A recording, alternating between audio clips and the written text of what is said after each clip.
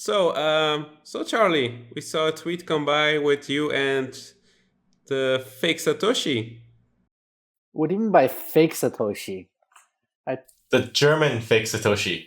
The German one. German Toshi? York Mold? German Toshi? Well, Satoshi wanted to take a picture with me, so of course I want to take a picture with Satoshi. With the real one. Did he promise you anything? Did he show you his 250,000 BTC? Yeah, he showed me a video of him owning like 400,000 BTC. It's great. And he promised you a piece of the pie. He did, 10%. Nice. It's good. It's a good deal. Yeah, I think so. For a picture, yeah. Are you sure it wasn't testnet? I'm pretty sure it says BTC on it, so. So, yeah, you can't fake that. It's impossible to fake. Well, it's not fake Bitcoin. Yeah, let's just start with magical crypto. Magical crypto. Magical crypto. The best thing to do is simply to hodl. What's a young pony to do in a sea of shady ICOs? A lion's courage can light up even the darkest of shadows. Unlike the corporate suits, the whale panda is wise. A chicken dreams about the moon while soaring in the skies. As Bitcoin sees new all-time highs. Crypto. All around me I see big blockheads. Magical crypto. The best thing to do is simply to hodl. We'll always buy the dip, and we'll always be the best of the rest. Okay, so welcome to episode 30 with me, Will Panda.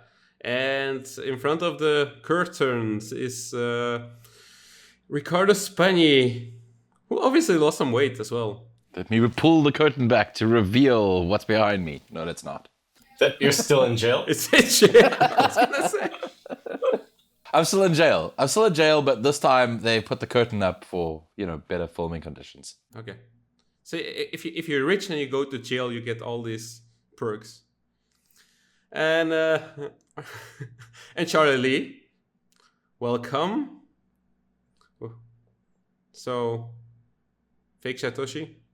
You have nothing good to say about Charlie? Nah, I saw him recently. Yeah, no, but if he's endorsing fake Satoshi, another fake Satoshi, so. I'm endorsing the real Satoshi. Prove to me that he's not the real Satoshi. So, and Samsung Mao, who is back in his office with all his liquor in the bag. Yeah, it's still there. I don't drink it. So it's just like collection or what? Yeah. And we're going to our sponsor now, BTSE. Ricardo, take it away. BTSE is the exchange that upgrades your trades. Get started risk-free on BTSE with up to $110 free trading capital. Follow BTSE on Twitter at BTSEcom. Join the conversation on Telegram at BTSEcom. And never miss another campaign, release, or giveaway. Sign up, log in, trade. 7 cryptocurrencies, 8 fiat currencies, 237,000 countries. Spot and Futures 2.0, only on BTSE.com. Countries? 270,000 countries?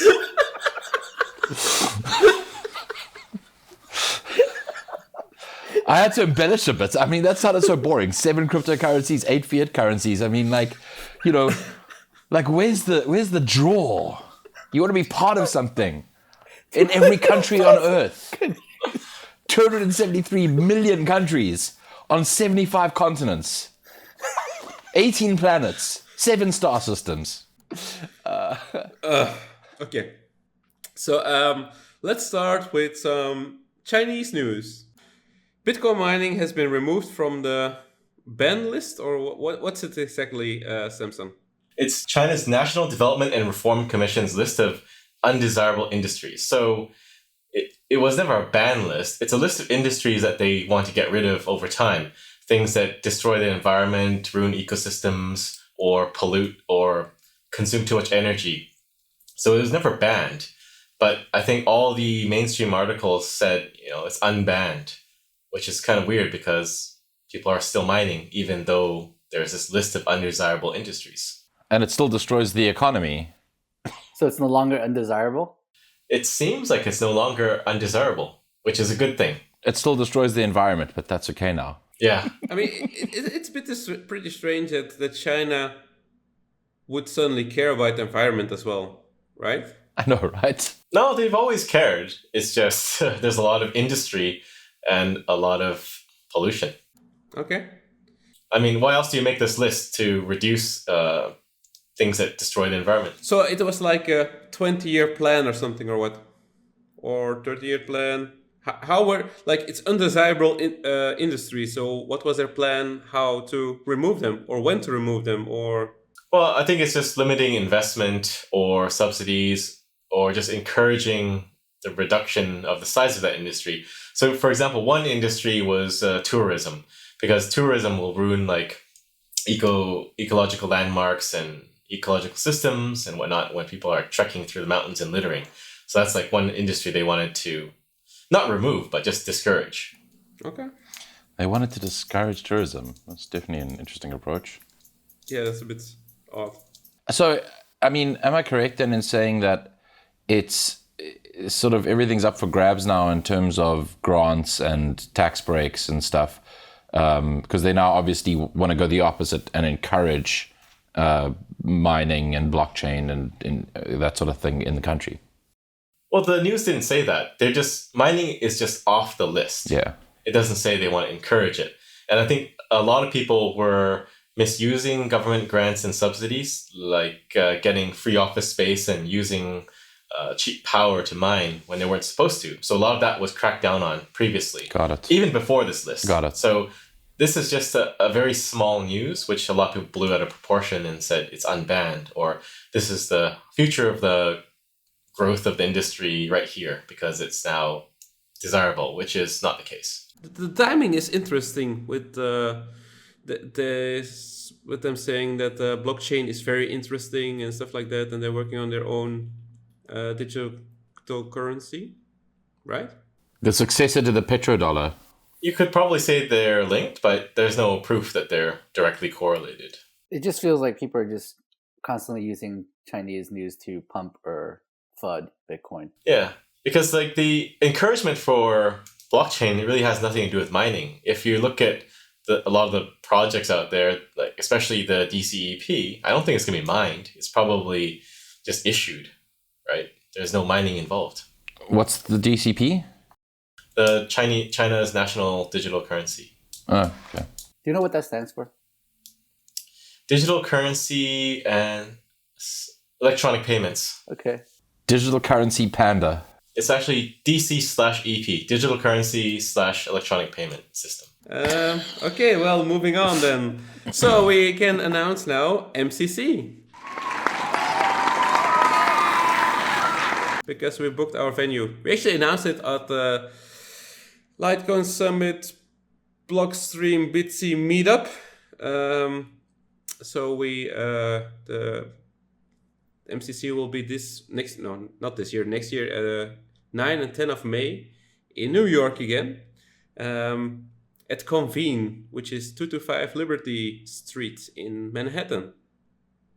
And tickets will go on sale right now. So Samson has to fix the website right now. I'll call the guys. It's going to be 10 times bigger than last year or this year. MCC's Magical Crypto Conference. And this year we had 800 attendees. And we're aiming at 1,200 next year. And it will be a lot cooler. It will be 2 stages again. Very cool speakers. We're trying to get the best of this year, plus some great new ones. And the speakers will be announced later. But I'm pretty sure that at least 3 of us will show up this year. So Rick's not going to show up again. And maybe a robot. Maybe we'll have a robot. Who knows? Maybe we'll have 4 robots and none of us will show up. So which animals are we going to get this year? We had a bull. Are we going to get a bear?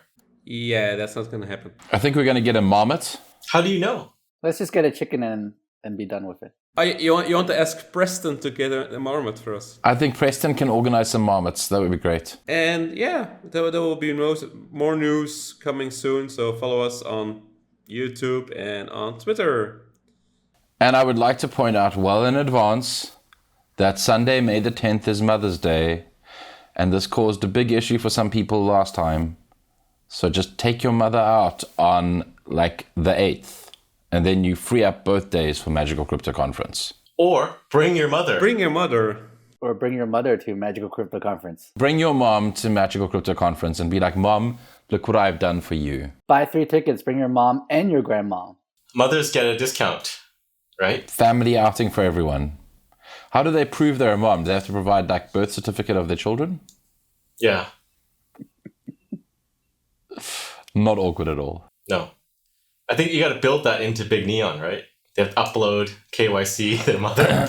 It's actually a new thing that we have called KYM, Know Your Mother. Okay, so do I have to mention anything else for MCC that we can already release now? Well, we will have again VIPs and normal tickets. The VIPs will get a much cooler swag bag with much cooler stuff in it, and they get free food. And you're going to pick them up from the airport. Yes. Yeah, nope. Yes. But okay, well, I designed this app called Uber, so that helps. So you just install it, you click on it, and you find your way to the venue. Well done. Thanks, Craig Wright, inventor of Uber. And I would like to also point out that if anyone wants to talk to us about a booth or sponsorship or being a speaker, please reach out and we'll see what we can do. Please email Whale Panda. His email is info@whalepanda.com.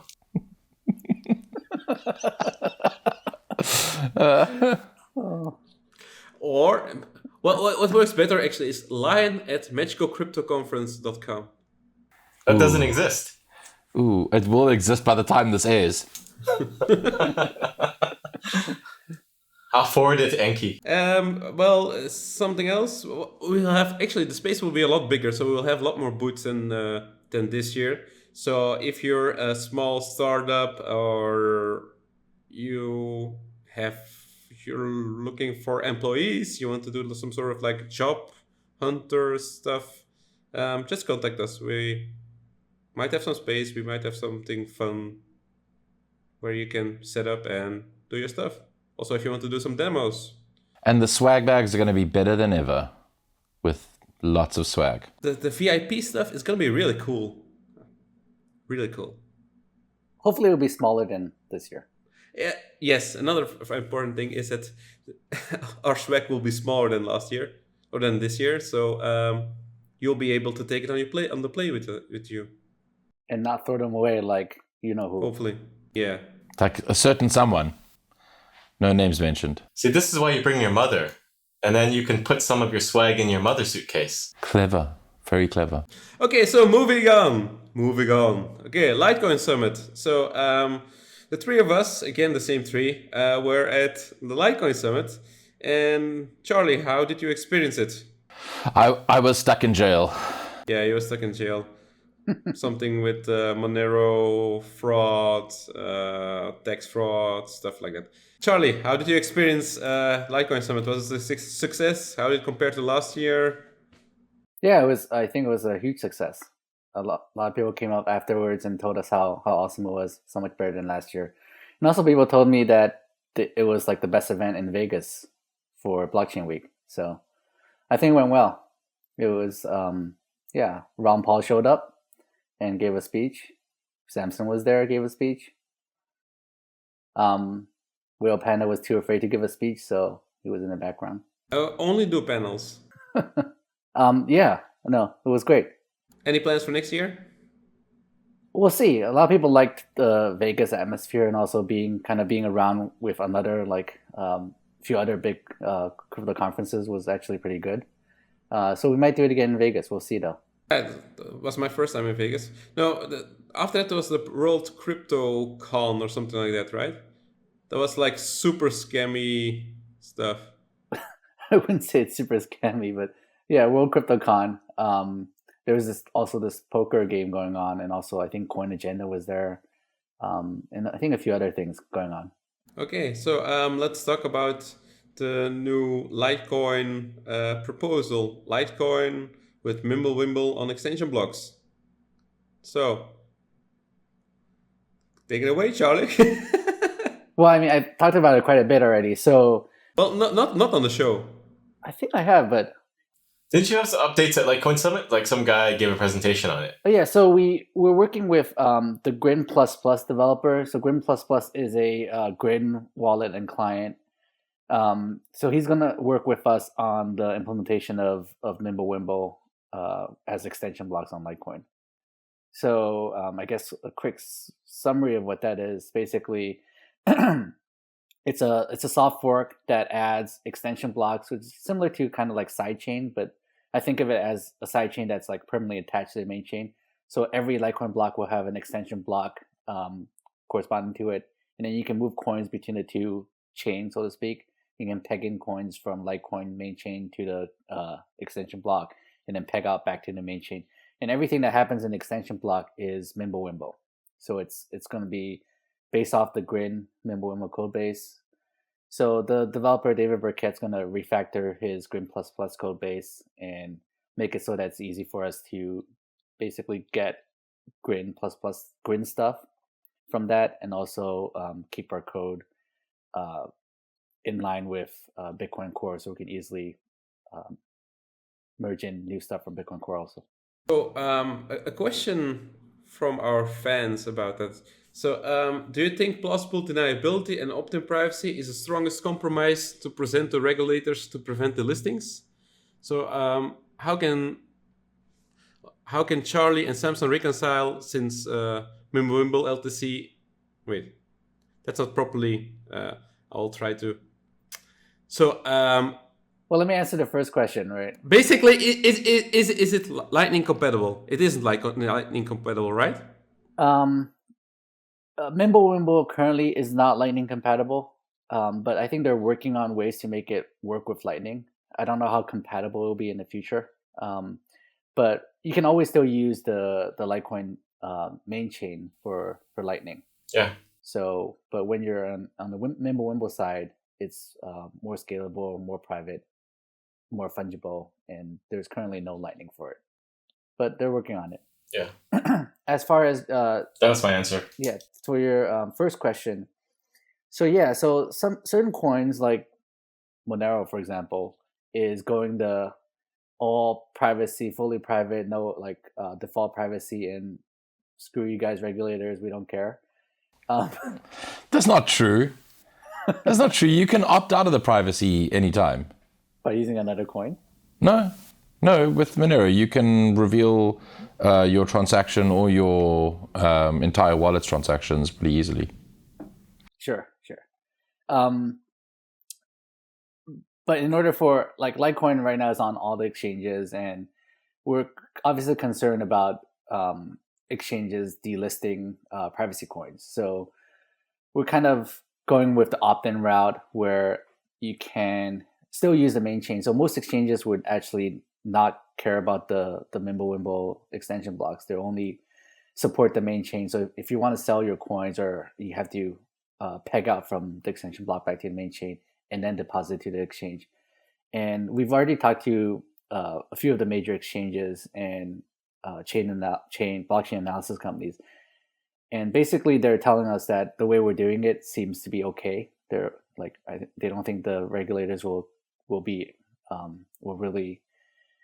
I think they think the regulators will be okay with the opt-in extension block way of what we're doing, because it's kind of similar to actually Liquid, right? It's just you can move coins for Bitcoin. You can move Bitcoins from the Bitcoin blockchain to Liquid, and then on the Liquid side, it's actually confidential transactions. So it's the amounts are hidden, and then you can also move them back. So similarly for extension blocks, it's the same way.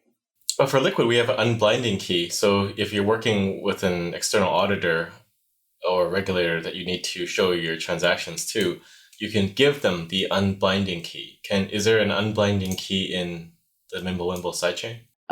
Yeah, I believe so. There is stuff where you can unbind the MimbleWimble transactions. Is it like the view key in Monero? I believe so. I did take a look into it more, but Okay. But the other part of the question I don't understand is what does he mean by plausible deniability? I guess he's just talking about privacy at the point. Well, I'd imagine he means plausible deniability in terms of the strength of MimbleWimble's privacy, that it's not as robust as like if you had to do ZK snark, Z address to Z address style transactions.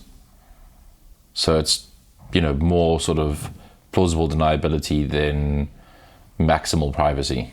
yeah, it's to a certain degree it's linkable, right? So you can it's not like perfect privacy, so you can say, well, that's not me. I guess in that sense it's plausible deniability. Well, I guess that's it for this episode. This was a very messy episode. We'll edit it. We'll clean up with editing. We'll fix it in post. So thank you for watching, and watch us again for episode 31 in a week or something. So Or in 30 seconds. then. Okay. Okay, wait, and don't forget to hit subscribe. Subscribe? Subscribe? Can we just make a subscribe button on the video that people can click? We already have that. Yeah, we're pointing to it right now. Okay, so you never watch our episodes because you don't even know there's a subscribe button. Okay, nice. So, Okay. bye. Bye. Bye. Bye. Magical crypto. Magical crypto.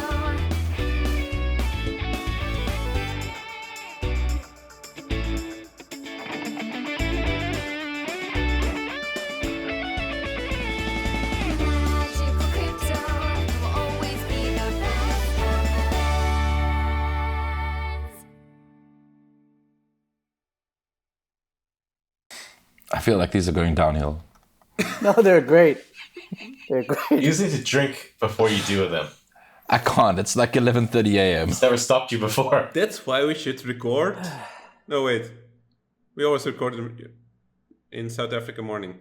Anyway, I'm not in South Africa. yeah, I know. Yeah, I realized that because I saw a picture of you and Charlie. But I'm in South Africa.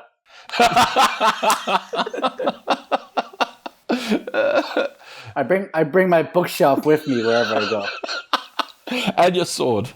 And people then complain on YouTube like there's little content nowadays. Yeah, people are saying our show is going downhill. We're just like gossiping and making jokes. There's no content anymore.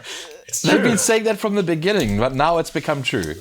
The dream has become Yeah. real and you're all in it. So let's start with some Chinese news. So there was That's racist. what? What do you think about this, Charlie and Samson? Digital currency, evil panda. Okay. Okay, that's not funny. No.